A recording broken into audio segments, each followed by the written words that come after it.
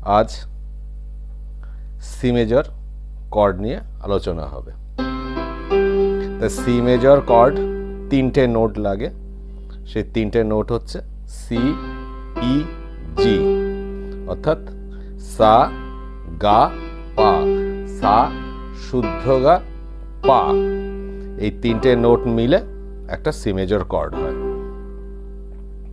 আমরা লেফট হ্যান্ডে এই তিনটে আঙ্গুল দিয়ে 5, 3, 1 এটা দিয়ে বাজাবো, আর রাইট হ্যান্ডে 1, 3, 5।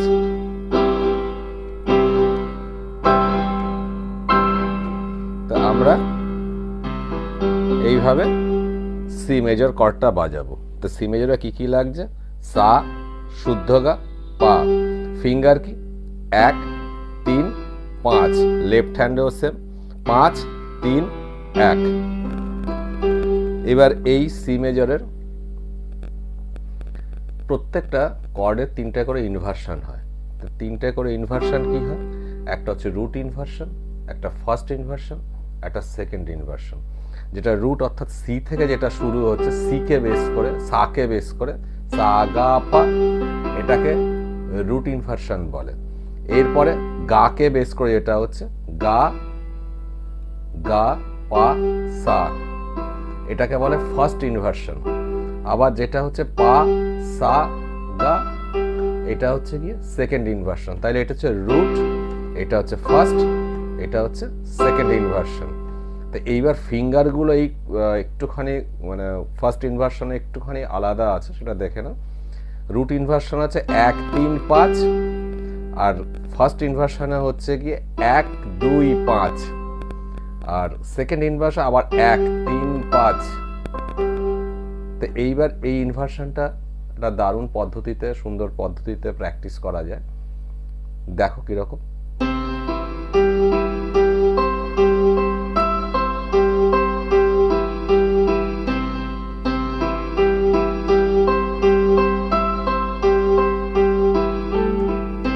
এটাই আস্তে আস্তে মেট্রোনাম দিয়ে স্লো থেকে স্পিডে প্র্যাকটিস করে, সবগুলো যা প্র্যাকটিস করবে উইথ মেট্রোনাম। আমার কিবোর্ডে মেট্রোনাম নেই বলে তোমায় দেখাতে পারছি না।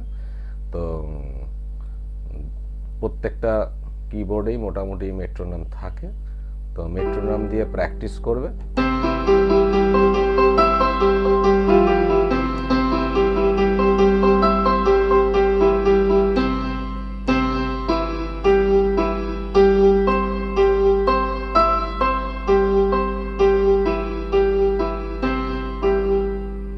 এই প্র্যাকটিসটা করলে কি হবে, তোমাদের তিনটে ইনভার্সন সম্বন্ধে ভালো নলেজ তৈরি হবে। এবং এই ইনভার্সনগুলো কাজে লাগে যখন নাকি কোনো আমরা গান বাজাতে যাই, তখন অনেক সময় কি হয়, একটা জি মেজর থেকে সি মেজরে আসবো, লাফিয়ে লাফিয়ে আসতে হয়, সেই লাফানোটা লাফাতে লাগবে না। সুতরাং তিনটে ইনভার্সনই জানা দরকার। এই তিনটে ইনভার্সন খুব করে প্র্যাকটিস করবে। আজ সি মেজর দেখালাম, পরবর্তী সময় অন্য কর্ডের ইনভার্সনগুলোও দেখিয়ে দেবো। আস্তে আস্তে এগোবো, ছোট ছোট লেসন বাড়িতে প্র্যাকটিস করবে। আর যদি আমার এই চ্যানেলটা ভালো লাগে, যে তোমাদের দেখাতে পারছি, তবে তোমরা সাবস্ক্রাইব করো, লাইক করো, শেয়ার করো, তবে বুঝতে পারবো যে না আমি ঠিক মতো করাতে পারছি বা তোমরা দেখছো। কারণ আমার অনেক পরিচিত আছে যারা অনেক দূরে থাকে, তারা শিখতে চায় কিন্তু দূরত্বের জন্য আসতে পারে না।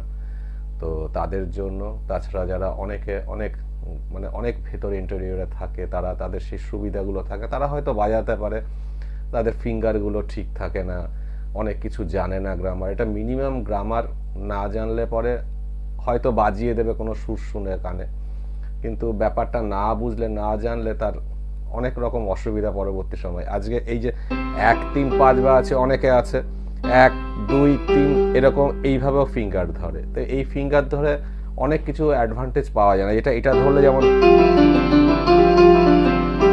এই অ্যাডভান্টেজগুলো বাজানোর সময় পাওয়া যায়।